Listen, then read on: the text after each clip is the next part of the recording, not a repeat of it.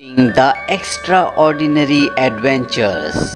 इस कहानी की शुरुआत में हमें एक बिजनेसमैन को दिखाया जाता है जो देखता है कि घर से अजीब सी रोशनियां निकल रही हैं। वो उन रोशनियों को देखकर डर जाता है और उस जगह से भाग जाता है। दरअसल इस घर के अंदर एक वैज्ञानिक है जिनका दुनिया में बहुत नाम है और इनका मानना ये होता है कि ये किसी भी मरी हुई चीज़ को दोबारा जिंदा कर सकते हैं। इनके कमरे में सब कुछ हवा में उड़ रहा होता है और अपनी शक्ति से ये 136 मिलियन साल पुराने अंडे के अंदर से एक डायनासोर के बच्चे को दोबारा पैदा कर देते हैं, जो म्यूजियम की छत को तोड़कर वहाँ से भाग जाता है।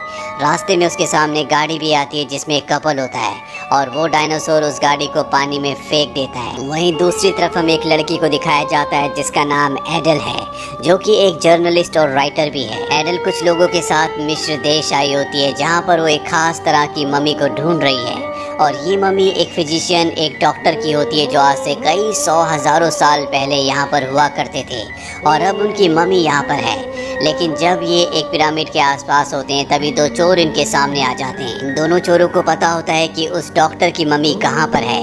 ये एडल को उस जगह ले जाते हैं और एडल अपने दिमाग से वहाँ पर एक खुफिया दरवाज़ा खोलती है, जिसके बाद ये सब के सब अंदर जाते हैं और जब ये अंदर पहुँचते हैं तो इन सब की आंखें खुली की खुली रह जाती है क्योंकि वहाँ पर एक बहुत बड़ा खजाना होता है।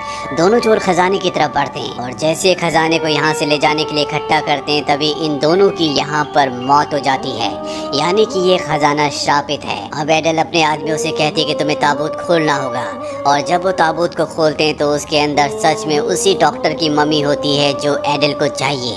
पर इससे पहले कि वो इस मम्मी को अपने साथ ले जाती, यहाँ पर एक आदमी अपने कुछ लोगों के साथ आ जाता है। दरअसल ये एक पुलिस इंस्पेक्टर है जो एडल के बारे में पहले से जानता है कि वो एक रिपोर्टर है।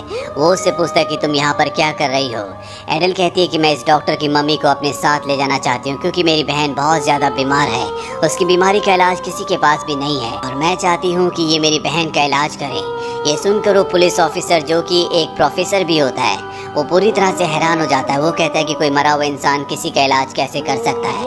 और तब एडल बताती है कि हमारी दुनिया में एक ऐसे वैज्ञानिक हैं जो मरे हुए लोगों को जिंदा कर सकते हैं। दरअसल ये पुलिस ऑफिसर पहले से उसे जानता है और वो कहता है कि वो वैज्ञानिक अब बहुत ज़्यादा बूढ़ा हो चुका है, वो किसी को जिंदा नहीं कर सकता। अब यहाँ पर एडल ने गैर कानूनी काम किया होता है, इसीलिए वो पुलिस वाला कहता है कि एडल को अरेस्ट कर लो। लेकिन एडल उसके ऊपर हमला करती है और ताबूत को लेकर यहाँ से बड़ी चालाकी से पानी के रास्ते निकल जाती है, यानी कि एडल ने उस मम्मी को हासिल कर लिया है जिसे वो दोबारा से जिंदा करना चाहती है।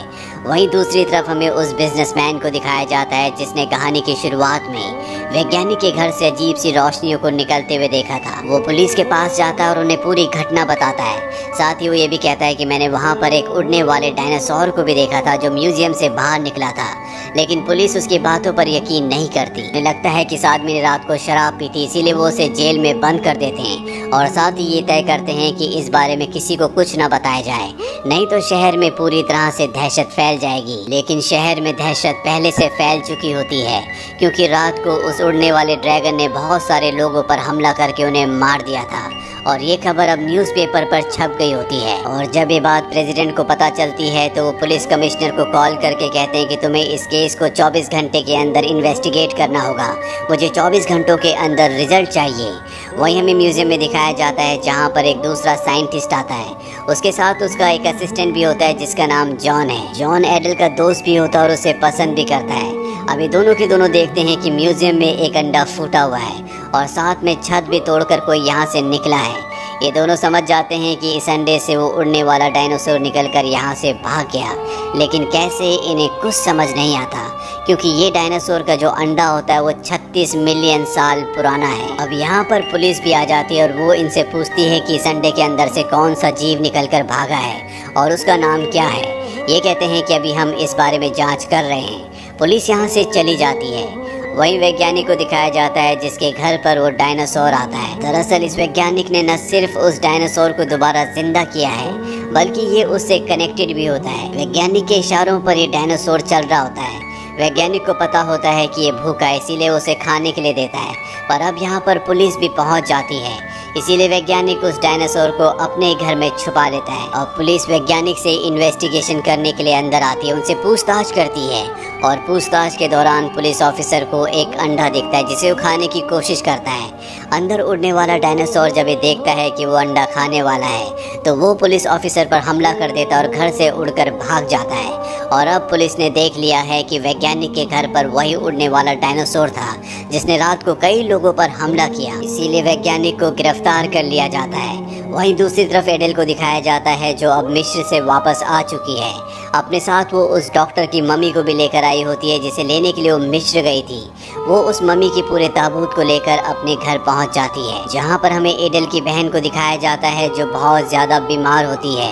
दरअसल वो न बोल सकती है, न सुन सकती है और न ही किसी तरह से कुछ भी रिएक्ट कर सकती है।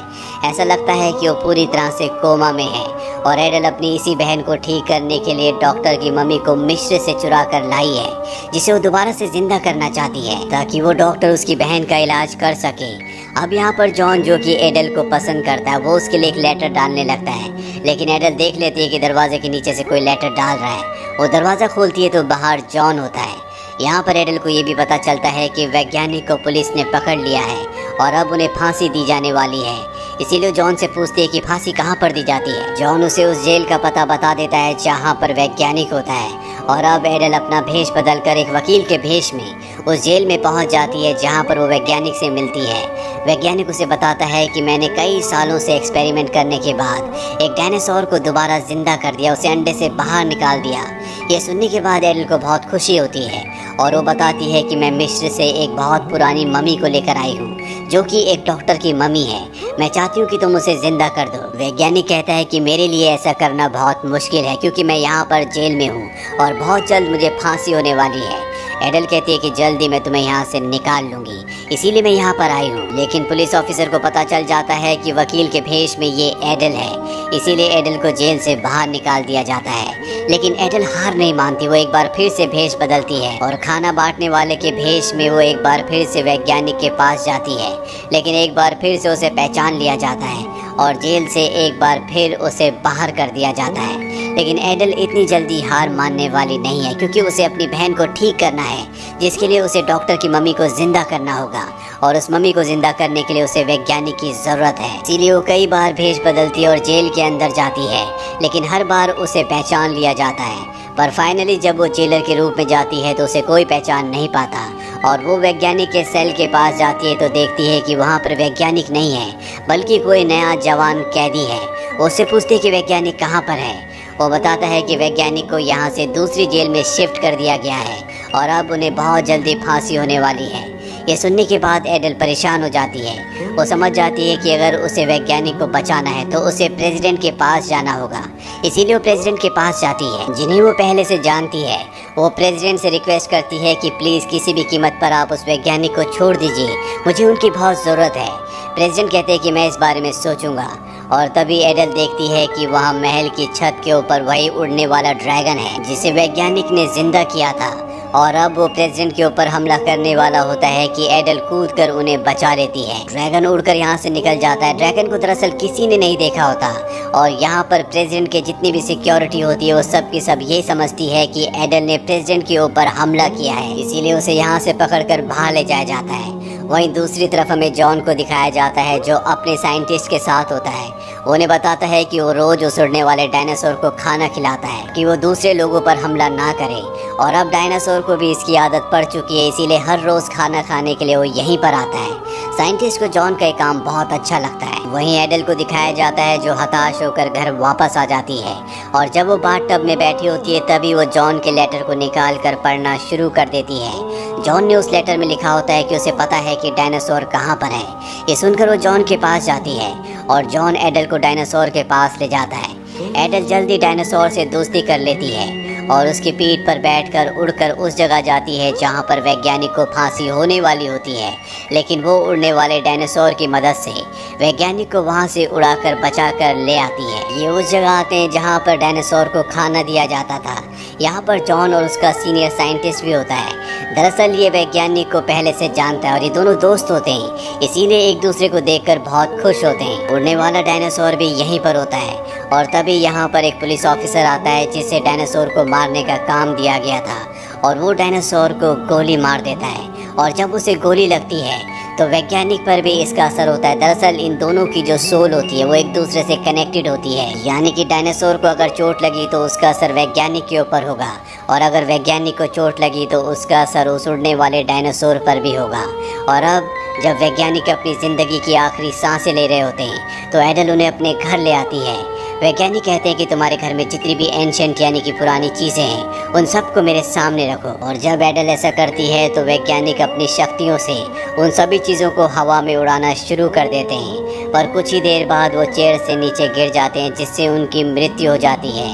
उनकी मृत्यु के साथ उड़ने वाले डायनासोर की भी मृत्यु हो जाती है। लेकिन वैज्ञानिक ने मरने से पहले अपने सभी मंत्रों को, पूरे एक्सपेरिमेंट को पूरा कर लिया होता है, और पीछे जो मम्मी खड़ी होती है वो अब जिंदा हो चुकी है। वो मम्मी एडल की बहन के पास जाती है और एडल से पूछती है कि इसे क्या हुआ। एडल बताती है कि आज से 5 साल पहले जब मैं अपनी बहन के साथ लॉन टेनिस खेल रही थी तो टेनिस की बॉल उसके सर पर लगी, जिससे वो गिर गई, जिस वजह से उसकी हेयर पिन उसके सर के पीछे से अंदर चली गई, और तब से वो इसी तरह से। क्या आप इसे ठीक कर सकते हो? डॉक्टर की मम्मी कहती है कि मैं इसे ठीक नहीं कर सकता, क्योंकि ये मेरा सब्जेक्ट नहीं था। मैं सिर का नहीं बल्कि हाथों का, उंगलियों का डॉक्टर था। लेकिन जब वैज्ञानिक ने मुझे जिंदा किया तो आसपास जितनी भी मम्मीज हैं वो सब भी जिंदा हो गई होंगी, और मैं जानता हूँ कि इसे कौन ठीक कर सकता है। पास के म्यूजियम में हमारे राजा फेरो का जो डॉक्टर है उसकी भी मम्मी है, वो भी जिंदा हो गया होगा, और उसके पास तुम्हारी बहन का इलाज है। इसीलिए सब के सब यहाँ से उस म्यूजियम की ओर निकल पड़ते हैं। जहाँ पहुँचने के बाद ये देखते हैं कि वहाँ पर बहुत सारी मम्मी जिंदा हो चुकी है। ये सबसे पहले फेरो यानी कि राजा की मम्मी के पास जाते हैं, जहाँ पर फेरो जागने के बाद बहुत खुश होता है। फेरो को बताया जाता है कि हम सबको एडल ने जिंदा किया है। एडल फेरो से रिक्वेस्ट करती है कि मेरी बहन का आप इलाज करवा दीजिए, उसकी हालत बहुत ज़्यादा ख़राब है। फेरो अपने डॉक्टर से कहता है कि उसकी बहन को ठीक कर दिया जाए, और उसकी बहन के सिर पर जो पिन होती है फेरो की डॉक्टर उसे निकाल कर उसे पहले की तरह बिल्कुल ठीक कर देती है, जो देखकर एडल को बहुत खुशी होती है। वो अपनी बहन को गले से लगा लेती है। वहीं फेरो अपने सभी साथी मम्मीज के साथ शहर में घूमने के लिए निकल जाती है। वहीं अगली सुबह एडल को दिखाया जाता है जो अपने काम से बहुत थक चुकी होती है, इसीलिए वो वेकेशंस के लिए जाना चाहती है। उसके पास उसका कैमरा भी होता है, और जिस शिप से वो जा रही होती है उस शिप का नाम होता है टाइटैनिक। और इसी के साथ ये कहानी यहीं पर खत्म हो जाती है। ये फिल्म ईयर 2018 में रिलीज हुई थी। IMDb पर इसकी रेटिंग है 6.2। उम्मीद करते हैं कि ये कहानी आपको पसंद आई होगी।